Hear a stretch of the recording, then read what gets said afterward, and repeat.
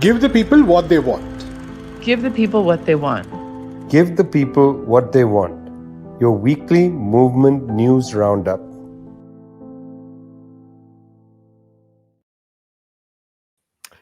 Hello, this is episode number 155 of Give the People What They Want. Today is the 29th of December. This is the last show of the year. Unfortunately, we don't have Vijay with us, who is on a reporting trip. His internet connectivity was not strong enough for him to join, although he sends his best wishes to everyone on the show. It's been really quite a year. It's very difficult to sort of, I mean, we're having an interview with Roger Waters soon coming up tomorrow, where he says that 2023 was perhaps one of the worst years in the history of humanity. And there are many reasons for saying that. One, of course, the sheer impunity with which we have been destroying this planet. There is no question of that. This year has been apparently one of the hottest, if not the hottest, on record. We saw a COP summit which did not really reach make any major conclusions. Scientists warning of impending doom. Political leaders, those in power, of course, refusing to heed any of these concerns. That's, of course, one aspect of it. But in so many other ways, this was a very difficult year. Although there were also the usual stories of triumph, stories of struggles. We'll cover all that in this episode. But I think any any year-end episode has to talk. We have to talk about Gaza first. We have to talk about the situation in Palestine over the past 3 months. That has really been what is sort of, I think, consumed every journalist, consumed uh, every person of conscience. At this point of time, there is no talking. There is no way we cannot address Gaza. So Zoe, what's going on right now? I mean, there's so much happening every week. Yeah, I mean, I think many people get the sensation that every single day we wake up to new atrocities committed by Israel, and it's really feels wild. We're also, just 1 week away from the 3-month mark on this genocidal war on the people of Gaza. Just at around 22,000 people who have been killed by Israeli bombs, by the ground invasion. And added to that is at least 7,000 people who are unaccounted for. And many, many people fear that this number will actually add up to the death toll. So some estimates are even saying that 30,000 people have been killed. It's really, we're still in the moment of the fog of war, which these details and, the minute details of what's happened to these people is still, unverified. But as you said, Prashant, that is something that's been consuming everyone across the world. And this is evident not only in the protests that we're seeing and the outrage by people on the streets, but of course, media from all different perspectives having their own takes on this. We've seen the best of times and the worst of times in terms of media reporting.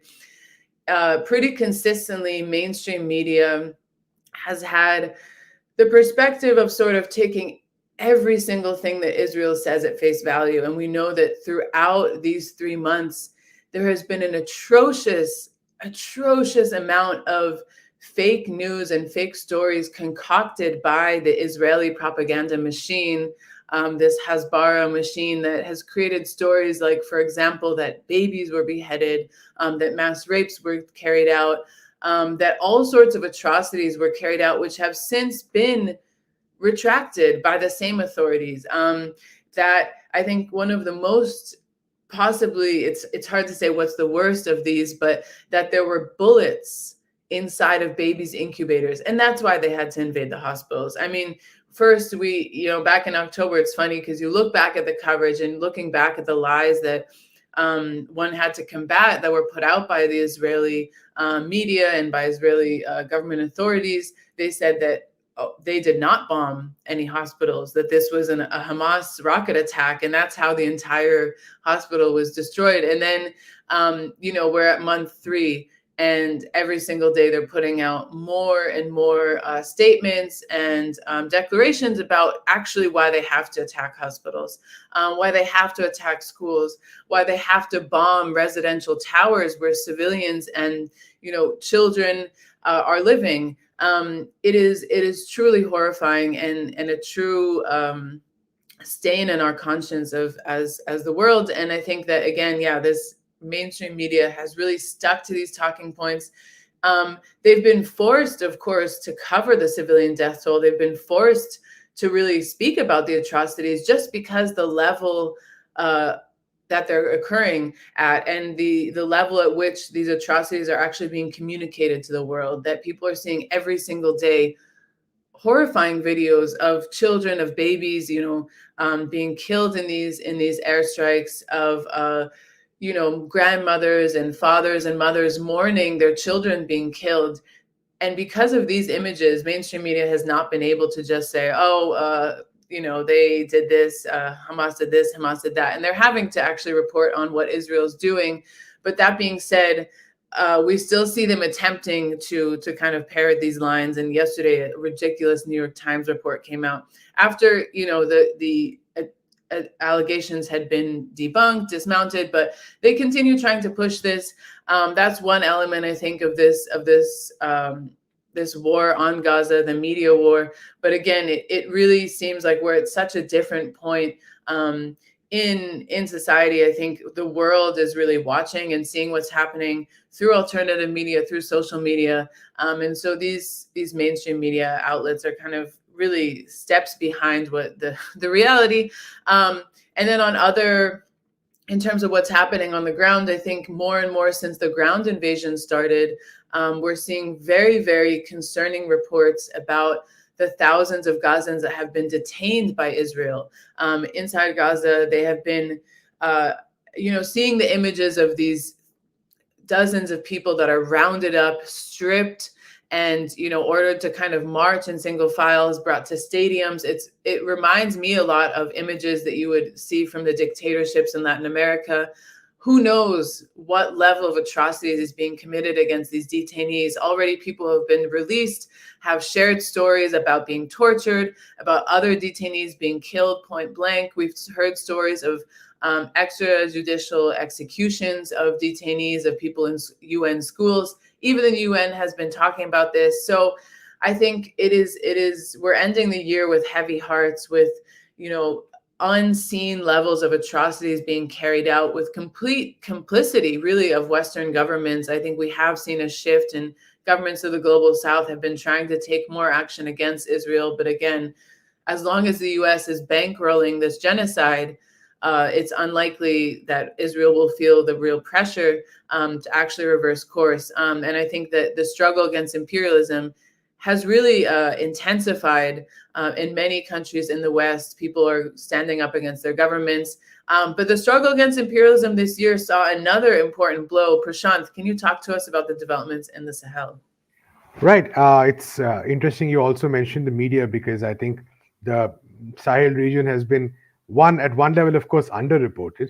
There's not enough writing or reporting on what's happening in the region. But I think also equally important to remember that the region has also been misrepresented massively in terms of how the political and social developments in that region are being characterized. Now, of course, the key point here, which is, of course, not just one incident, is the coup in Niger that took place in July. And, around that coup in Niger, a lot of developments took place. So you can actually see, you can sort of think of it in terms of that coup or that military takeover sort of being the culmination of a series of events that have been taking place over the past many years. We talked about coups in Mali, we talked about coups in Burkina Faso, uh, and we talked about developments in Guinea as well.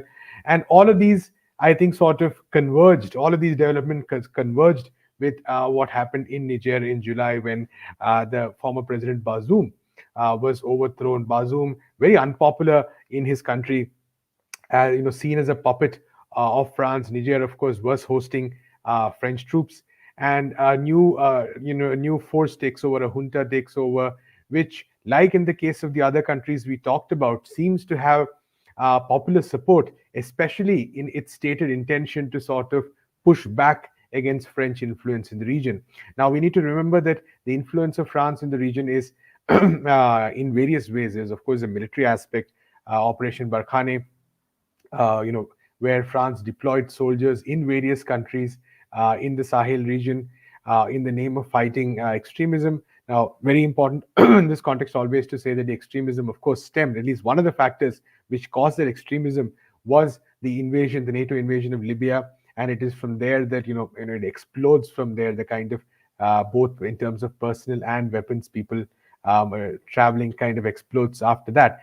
But France, of course, arrives, pretends to sort of be the savior of these countries. But what happens is that not only is it ineffective, but French troops become extremely unpopular.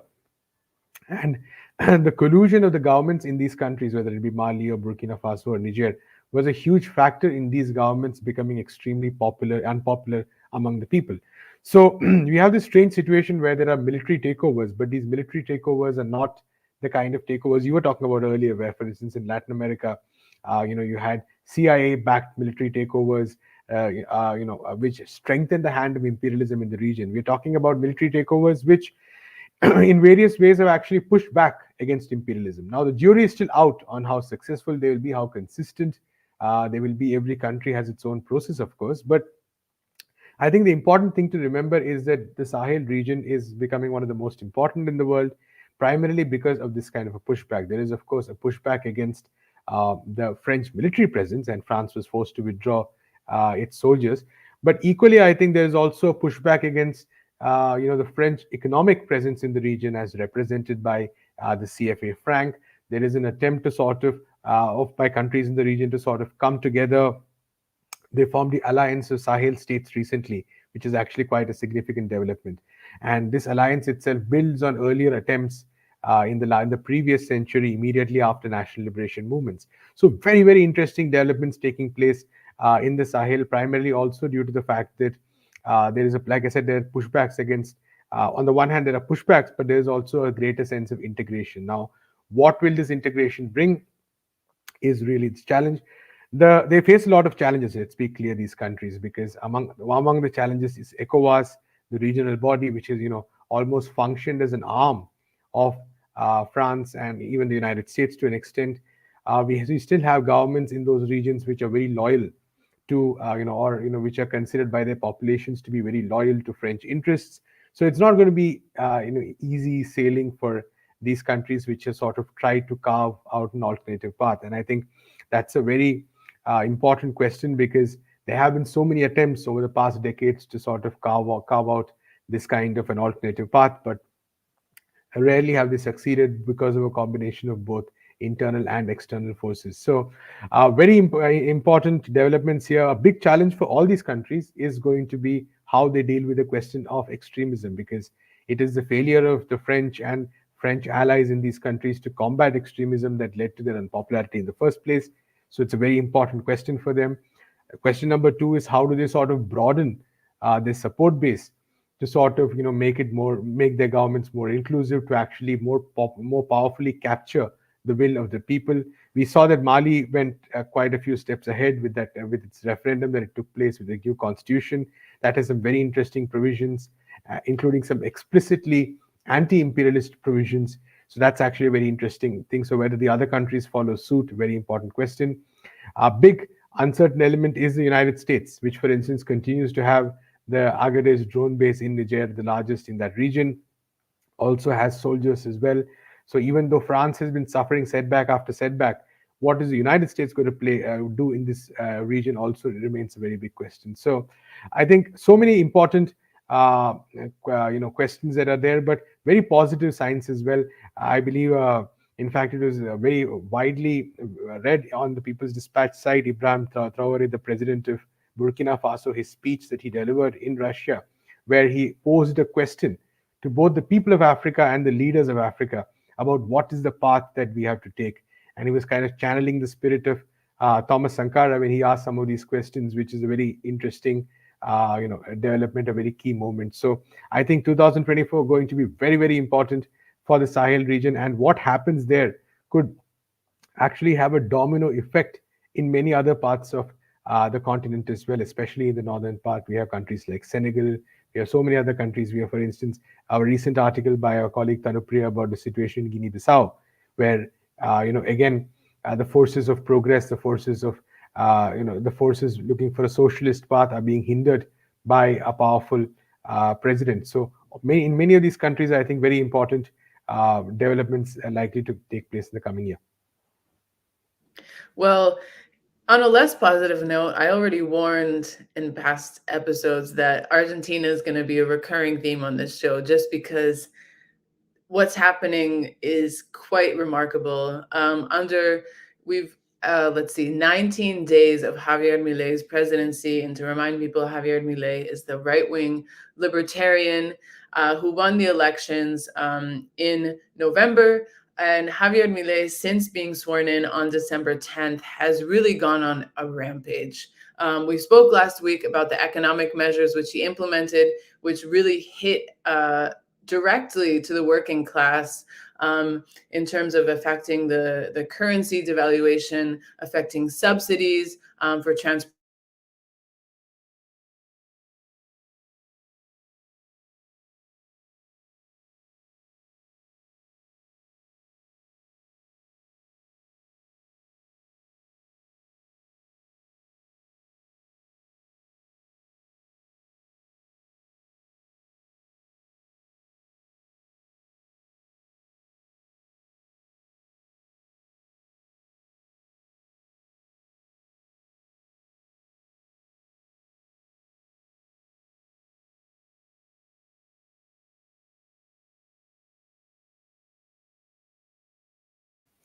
Right. Looks like Zoe is also facing some technical issues. She'll be back in a few minutes talking about Javier Milei and the situation in Argentina, which has really become a frontline state in the battle between, I think, the people, the masses of the people on the streets, and uh, the what is a very, very wild version of neoliberal capitalism masquerading as anarcho-libertarianism or something of that sort.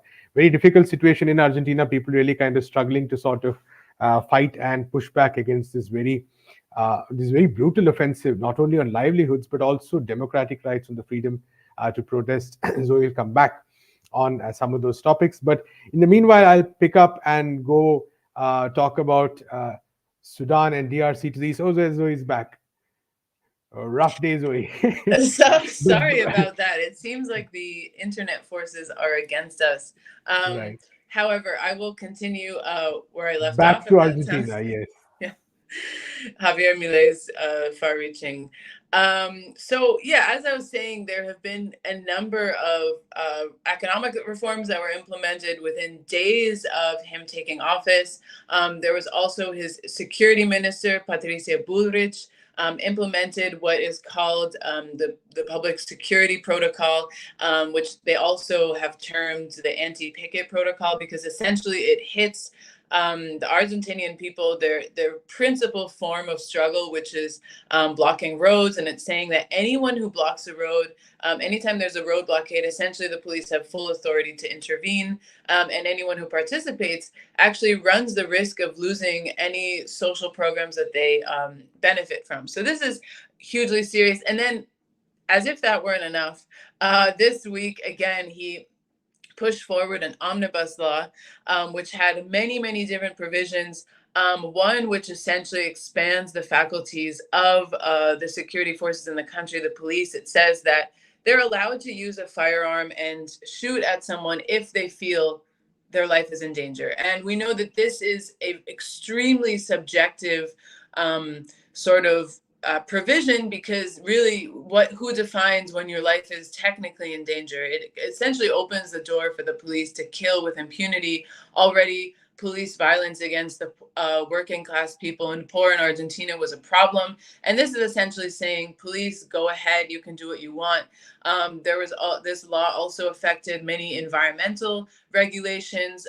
Argentine society had organized for many, many years to protect the glaciers in the country, had organized because there was serious threats of open pit mining taking place on these very, very precious glaciers in the country. This is essentially stripped away. And so we're seeing more and more these protections that people have fought for in long, long struggles are just being taken away. Another key thing is that Argentina was sort of a safe haven for students across Latin America, because universities free there. There's no entrance exam, and so people from all over the continent would go to Argentina to study. There's thousands and thousands of students from many different Latin American countries that go there. Javier Milei just announced that there's no more free education for students of the region.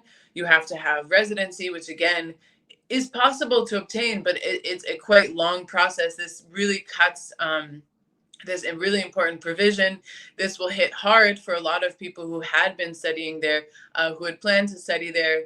Again, he's saying that he's going after political caste, but in reality, he's going after working class people. He's going after the rights of the working class to free education, to free healthcare, and so many other things that they fought for. So again, just 2 days ago, there was a huge protest called for by all the central trade unions.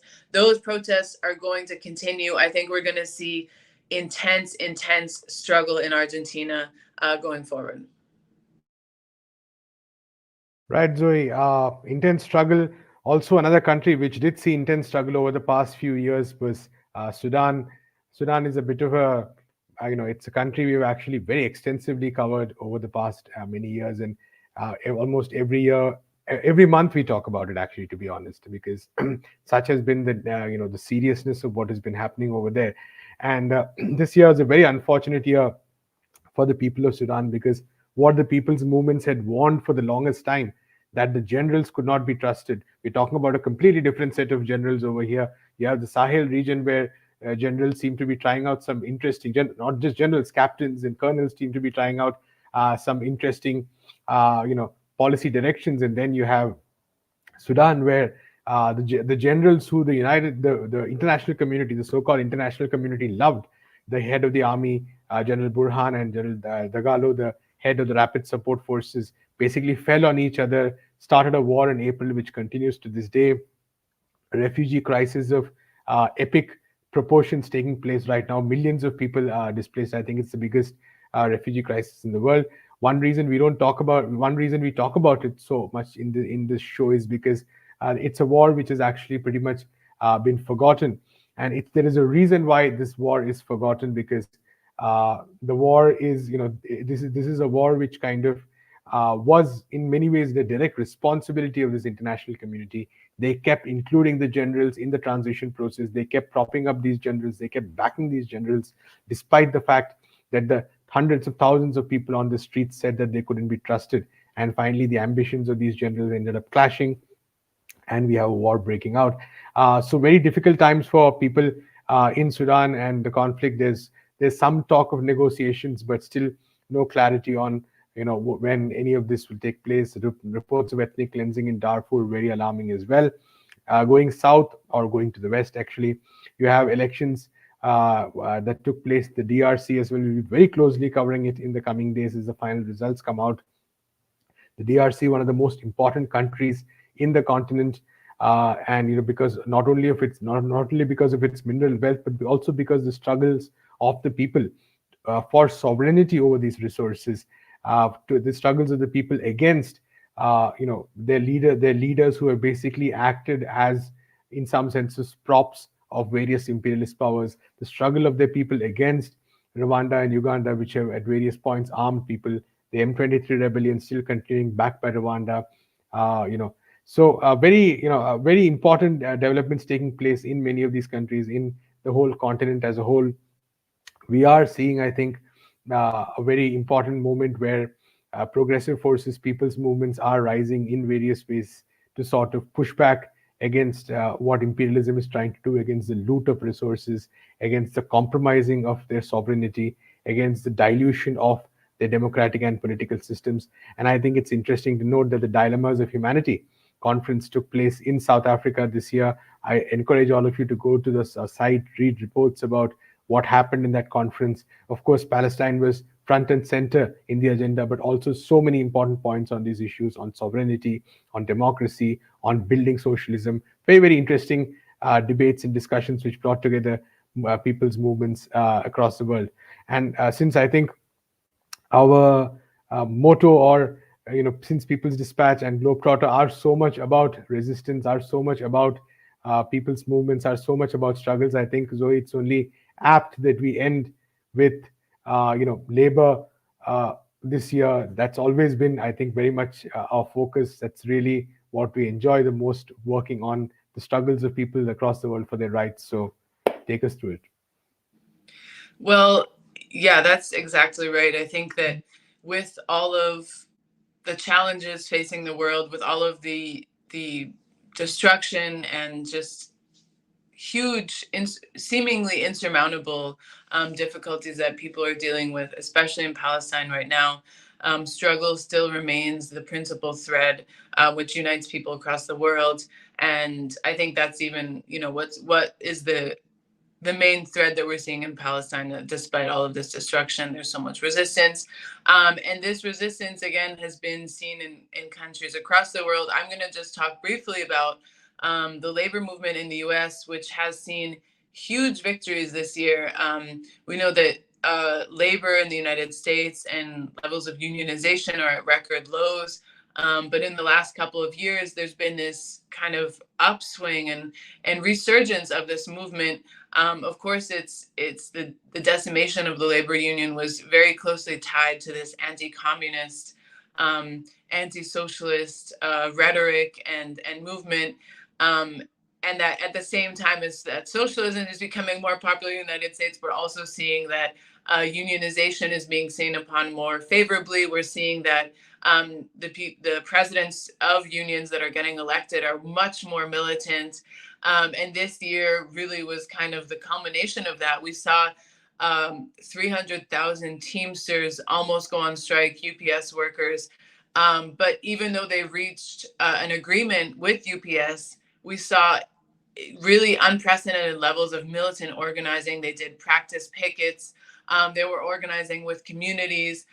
It was a new level and a new kind of new forms of organization that emerged in this moment. It saw more people paying attention to actually the struggle of unions and understanding that a win for the Teamsters, which they ended up achieving, is actually a win for the entire working class, as it forces other industries to kind of respond to the conditions that these Teamsters were able to achieve in this contract. And again, they aren't small changes. This was getting air conditioning in trucks for workers who were working in extremely hot temperatures, getting them, trying to do away with this tiered system wherein the newest hires are given the smallest amount of rights. I mean, this is a problem that we're seeing across the country, that more and more the new hires are getting these extremely precarious, not even contracts. And so this was one of the major wins of the Teamsters. Later, we saw the United Auto Workers take on the big three automobile companies, which is really symbolic in many ways, because the labor union in the United States is so linked to the auto industry. The assembly line, these classic images of the workers on the shop floor. And they were fighting back against, at the end of the day, against neoliberalism, against plants being closed, against their wages being, again, brought down, against their rights being whittled away at. And they also won very, very important victories. Hollywood actors and writers also went on strike at the same time, which really hasn't been seen in years. They were picketing the studios, and Hollywood was feeling the pressure to actually consider that writers and actors are workers. And so as we're seeing this growth of the working class movement, of labor unions taking militant action, taking industrial action, we're also seeing a growth of class consciousness across the United States. And now that this very intense moment of standing in solidarity with Palestine is occurring, we're seeing that labor unions are the ones that are actually standing up and standing in solidarity with Palestine and saying, we won't move goods. We call for a ceasefire. We're going to challenge the Democratic Party's line, despite the historical allegiance of major trade unions in the United States to the Democratic Party. So this is a momentous moment. And that the working class people of the world are the ones who have to benefit from this, and that the more and more organizing that's taking place is definitely historic and has to be noted. Right, Zoe. It's we've crossed, of course, the half an hour mark, which usually is the duration of our show. But what occurs to me is there's so much we still haven't got time to talk about. We haven't talked about the Ukraine war, which latest reports indicate that there is some kind of a strategic rethink happening in the US. We haven't touched upon the question of multipolarity, which was, I think, one of the most significant words or significant trends this year. There was a BRICS summit, a lot of controversy around it, a lot of promise around it as well. BRICS heading for expansion, so many regional organizations, and regional bodies heading for expansion in very interesting ways. We haven't been able to talk about the reconfiguration that is taking place in West Asia. Of course, it started with Saudi Arabia and Iran re-establishing ties, but expanded in so many ways. And even now, after as Israeli assaults continue, it continues to have its implications as well. So many developments take place across the world. Important to note that Europe is the only region we don't have much to talk about. But again, so many struggles taking place. For instance, the United Kingdom against the conservative government's immigration laws, for instance, very powerful trade union movements in countries such as Belgium. So it's been an incredible year. It is true that, of course, that 2023 in some ways was probably the worst year, but in many other ways it also, I think, has been full of promise. It has been full of struggle.